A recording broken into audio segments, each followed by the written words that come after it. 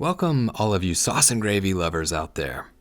In this episode, I'm going to show you how to make the ultimate mayo, a bacon mayonnaise. Welcome to the Sauce and Gravy channel. This is Johnny Mac. Let's dive into it.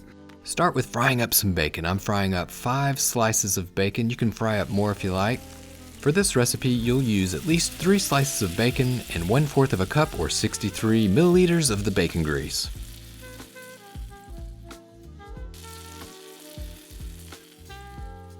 After a few quick minutes, take the bacon out of the pan, put it to the side, and don't eat it all. I know it's tempting. Maybe 1 slice is okay. And remember, don't throw out that bacon grease. It's going to add loads of flavor to this mayonnaise. Pour it into a container, preferably glass or metal. Check it out. Make sure that you have roughly 1/4 of a cup or 63 milliliters. If you don't have enough, you might want to melt some of that bacon grease that you've got in the fridge. And now it's time to chop up that bacon that you haven't eaten, 3 slices at least. You'll want these to be finely chopped bacon bits. Alright you all, let's throw it all together. And I'm using an immersion blender, so this is a quick and easy mayo recipe. So take 1 egg, crack the whole thing into a glass container that has high sides so that you don't spill everything. And you're probably wondering, does it have to be a glass container? No, it can be stainless steel, but glass just makes it a whole lot easier to see what stage you're at in the immersion blending process. Take some apple cider vinegar, throw 1 tablespoon or 15 milliliters in.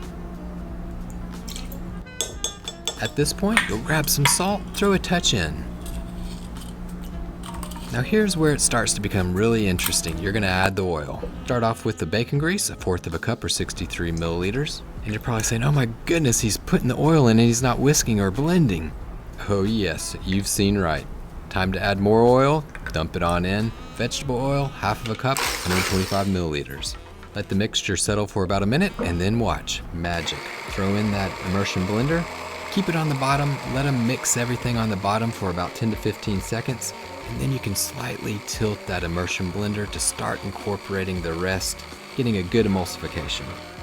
Eventually you'll just see a small layer of oil on the top of the mayonnaise. Take that immersion blender and just move it up and down slowly. This will help bring everything together. And the whole process happens fairly quick, 30 seconds to a minute. And you'll find that using an immersion blender is so much easier than slowly drizzling the oil in and whisking by hand. So check it out. It's rich, it's thick, it's fluffy, but we're not done yet. Remember that bacon that you didn't eat and you chopped up into small bite-sized pieces? Yep, that's it. Bring it back. It's time to drop it in.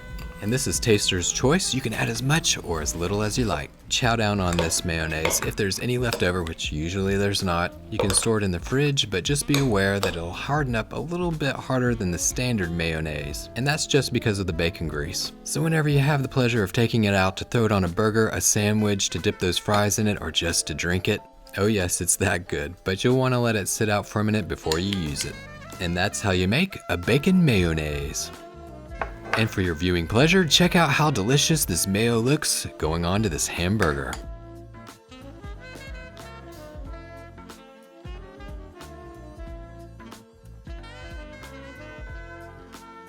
Thanks Sauce and Gravy Nation for watching. I hope that you enjoyed this recipe. Be sure to hit that like button, and if you haven't had a chance to subscribe to the Sauce and Gravy community, hit that subscribe button. And you know what? I'll see you next time.